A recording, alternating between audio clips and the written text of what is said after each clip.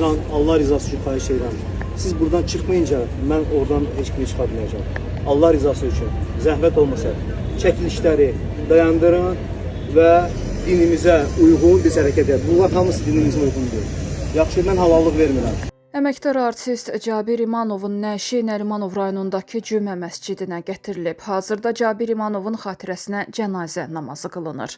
Cənazə namazından sonra Cabir İmanovun nəşi vida mərasimi üçün Dövlət Təhlükəsizliyi Xidmətinin Mədəniyyət Mərkəzinə aparılacaq.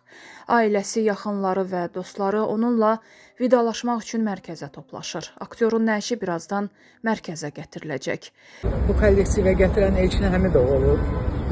Amma bugün o da yoxdur, Məzi də yoxdur. Eriş də getdi Məzinin yanına. Bu barədə danışmaq çətindir.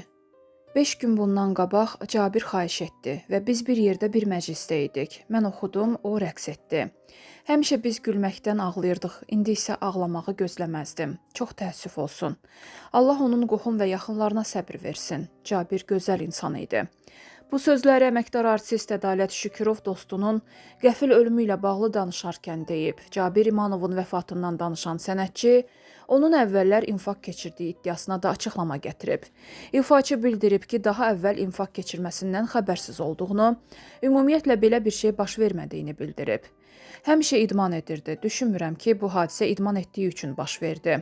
Cabir həmişə formada olub. Sonuncu dəfədə yaxşı arıqlamışdı. Kostyum çox yaxşı yaraşırdı. Qeyd edək ki, Cabir İmanov ötən gün Bakıda idman zalında infarkt keçirərək dünyasını dəyişib. Mərhum Qurd Qapısı qəbirstanlığında dəfn olunacaq.